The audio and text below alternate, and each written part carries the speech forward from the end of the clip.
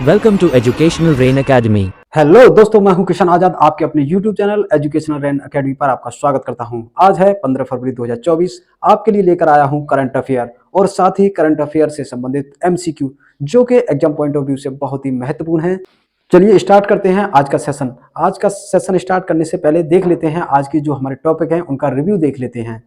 असम ने की राजकीय फल की घोषणा, रक्षा मंत्रालय और भारत इलेक्ट्रॉनिक्स लिमिटेड के बीच समझौते पर हस्ताक्षर, रचना कुमारी हैमर थ्रो एथलीट पर 12 वर्ष तक प्रतिबंध, विश्व की सर्वोच्च संस्था UWW ने भारत पर लगा अस्थायी निलंबन को हटाया, जम्मू कश्मीर संभव उत्सव का आयोजन, प्रधानमंत्री सूर्य घर मुफ्त बिजली योजना, एक राष्ट्र एक छात्र के अंतर्गत अपार नंबर से होगा पहचान,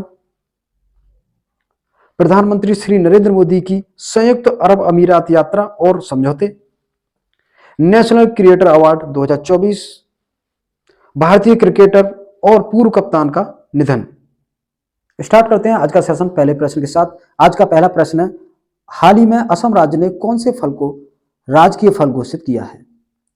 ऑप्शन है काजी नीमू, काजी आमू, काजी बेर या इनमें से कोई नहीं। तो आइए जान लेते हैं इसके बारे में।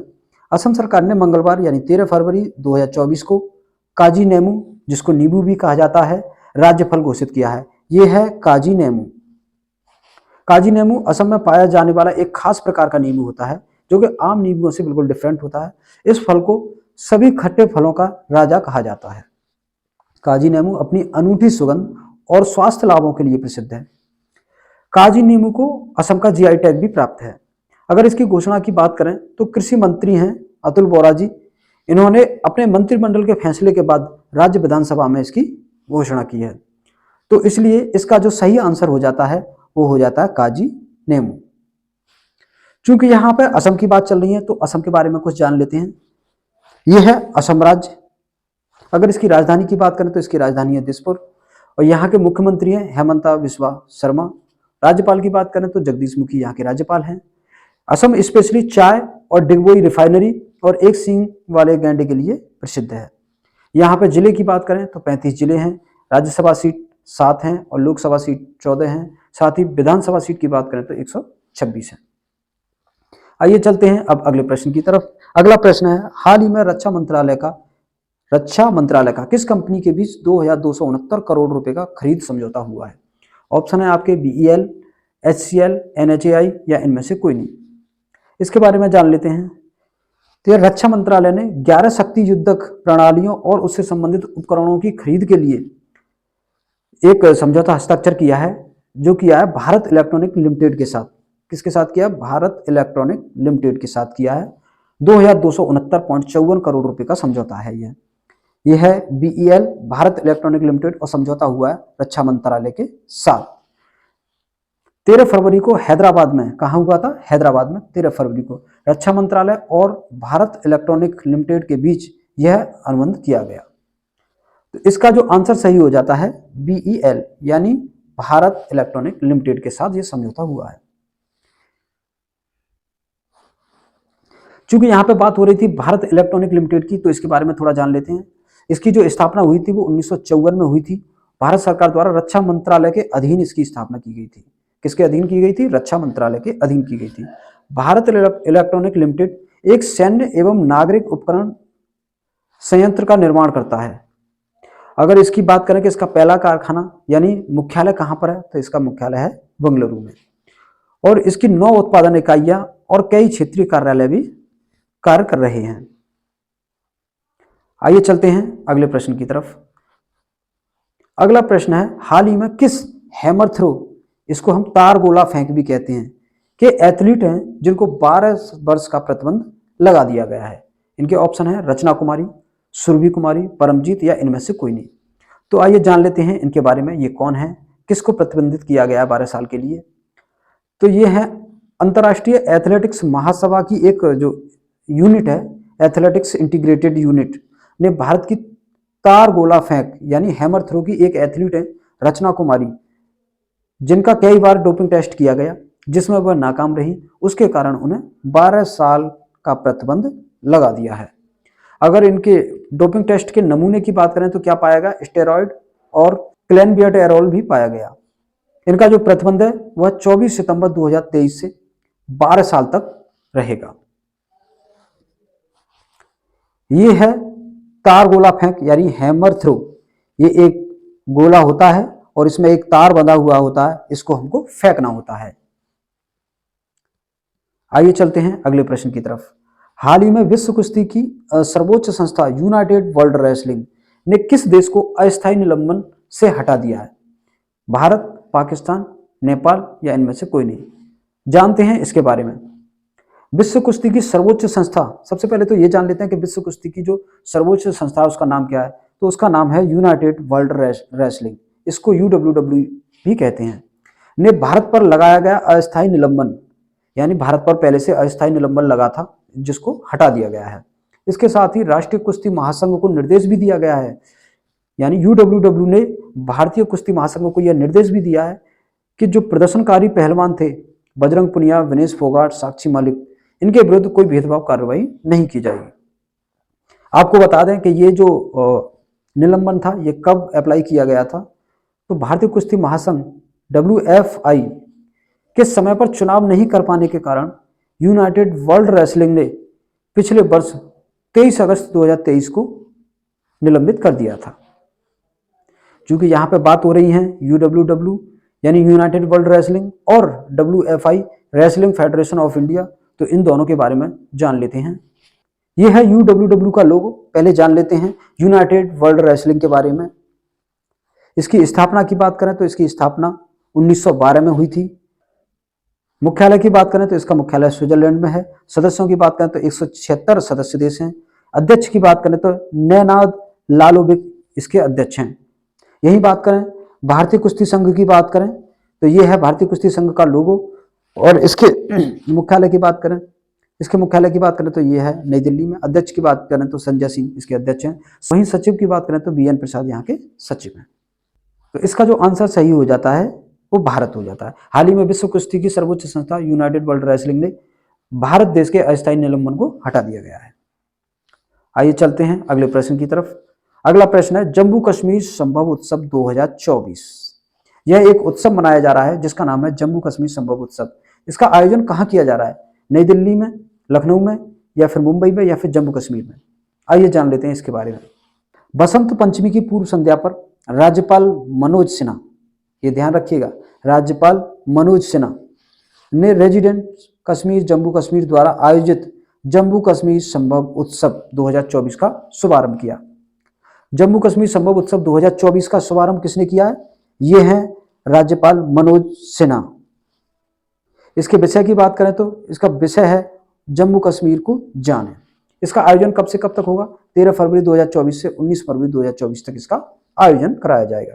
इस उत्सव का आयोजन कहाँ पर किया जा रहा है? यह नई दिल्ली में किया जा रहा है। पृथ्वीराज रोड पर स्थित जम्मू कश्मीर हाउस में इसका आयोजन किया जा रहा है। यह अपने आप में पहला संस्करण है। तो इसका जो आंसर सही हो जाता है वो हो जाता है नई दिल्ली, यानी जम्मू कश्मीर संभव उत्सव 2024 का आयोजन नई दिल्ली में किया जा रहा है।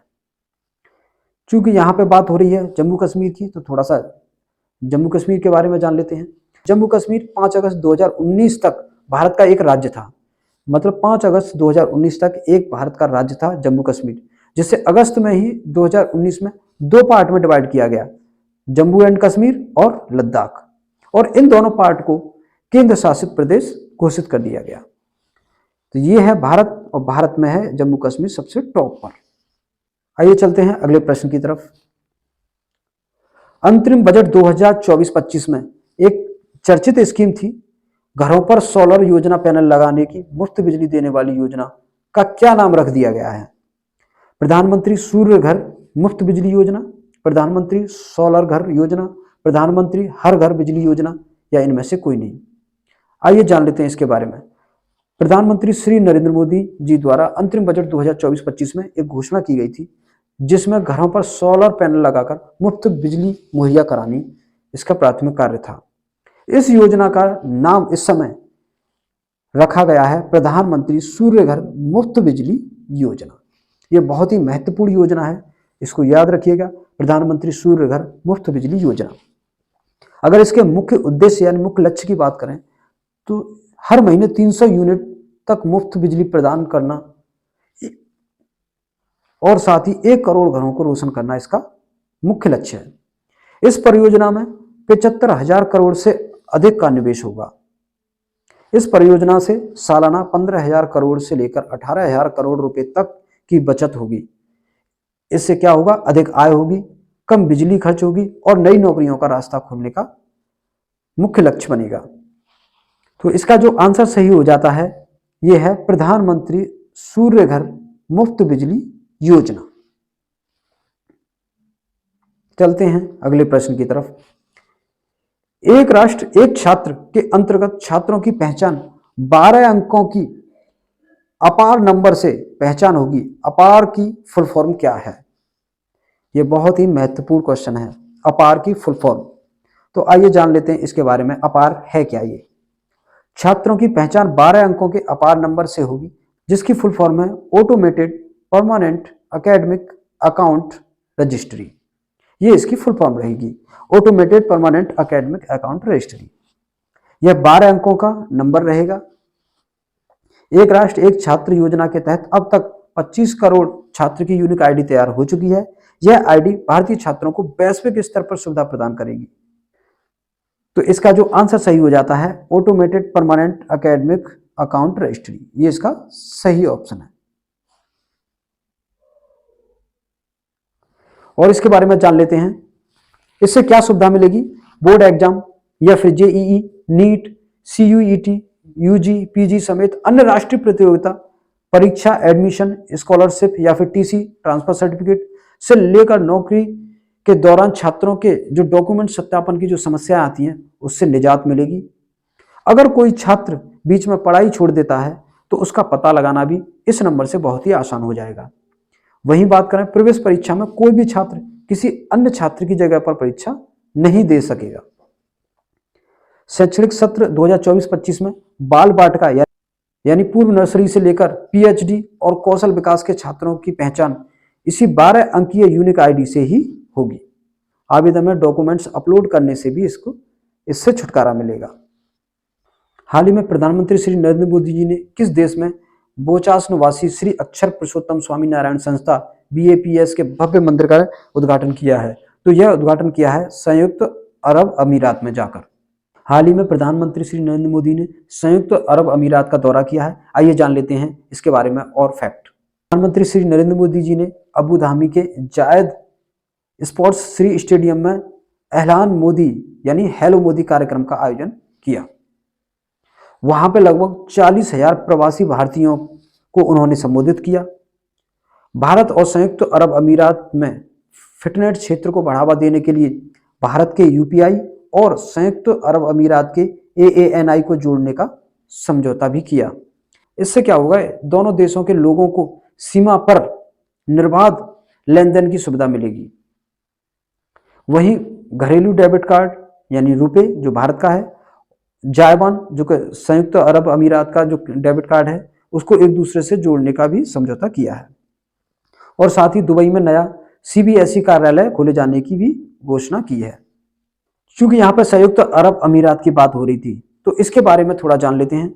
इसकी राजधानी की बात करें तो अबू धाबी यहाँ की राजधानी है। सबसे बड़े शहर की बात करें तो दुबई यहाँ का सबसे बड़ा शहर है। आधिकारिक भाषा यहाँ की अरबी है। मुद्रा की बात करें तो UAE दिरहम यहाँ की मुद्रा है। राष्ट्रपति आप सभी जानते हैं मोहम्मद बिन जायद अल नहयान यहाँ के राष्ट्रपति हैं। वहीं प्रधानमंत्री की बात करें तो मोहम्मद बिन राशिद अल मखतूम यहाँ के प्रधानमंत्री हैं। अगर मैप में देखेंगे तो ये है UAE। चलते हैं अगले प्रश्न की तरफ। हाल ही में केंद्र सरकार ने राष्ट्रीय स्तर पर नेशनल क्रिएटर अवार्ड की घोषणा की है। यह किससे संबंधित है? आइए बात करते हैं इसके बारे में। सरकार के इस नेशनल क्रिएटर अवार्ड का मकसद देश भर के लोगों तक ज्ञान पहुंचा रहे क्रिएटर्स को पहचान देना है। केंद्र सरकार की ओर से बयान जारी किया गया है।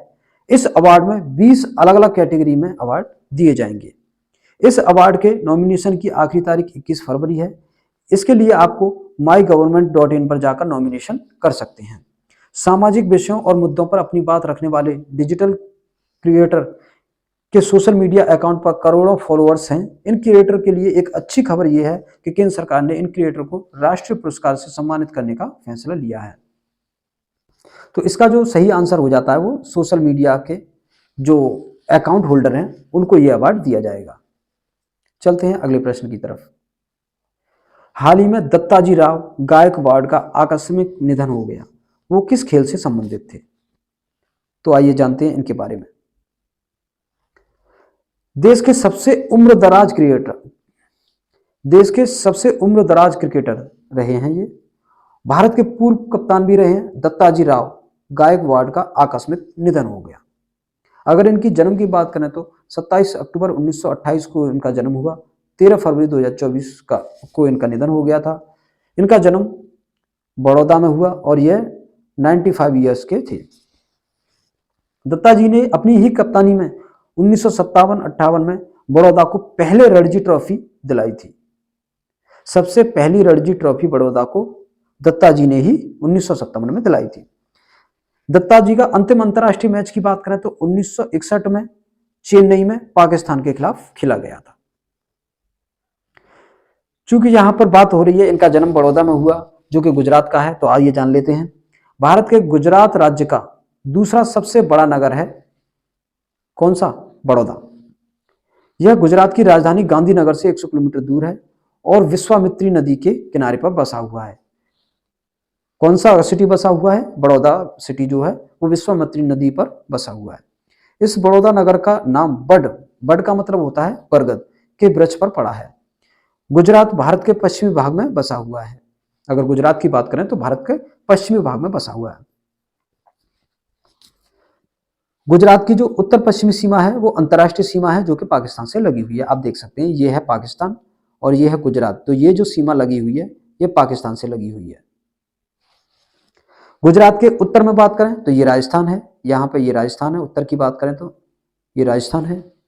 वहीं उत्तर पूर्व की बात करें तो ये मध्य प्रदेश है, उत्तर पूर्व में जो कि मध्य प्रदेश से सटा हुआ है। वहीं दक्षिण की बात करें तो दक्षिण में महाराष्ट्र है और वहीं दक्षिण दिशा में ही अरब सागर है। ये है अरब सागर, अरेबियन सी। अगर मैप में देखेंगे तो ये है गुजरात। चूंकि यहाँ पर गुजरात की बात हो रही थी तो गुजरात के बारे में थोड़ा जान लेते हैं। गुजरात के गठन की बात करें तो 1 मई 1960 को इसका गठन हुआ था। इसमें 33 जिले हैं जिसमें राज्यसभा की सीटें 11 हैं, लोकसभा की सीटें 26 हैं, विधानसभा, यहाँ गलती से लोकसभा हो गया, विधानसभा की 182 सीटें। क्षेत्रफल में इसका 5वां स्थान है। वहीं बात करें जनसंख्या में तो वो 10वां स्थान है। यहाँ के मुख्यमंत्री श्री भूपेंद्र पटेल जी हैं जो कि भाजपा से हैं। राज्यपाल की बात करें तो आचार्य देवव्रत यहाँ के राज्यपाल हैं। राजधानी गांधीनगर है। तो आज के लिए इतना ही। Thank you for watching. अगर आपको वीडियो पसंद आए तो प्लीज वीडियो को लाइक करें और अपने दोस्तों को शेयर करें। और हाँ, करंट अफेयर के नए टॉपिक पर वीडियो पाने के लिए चैनल को सब्सक्राइब करें।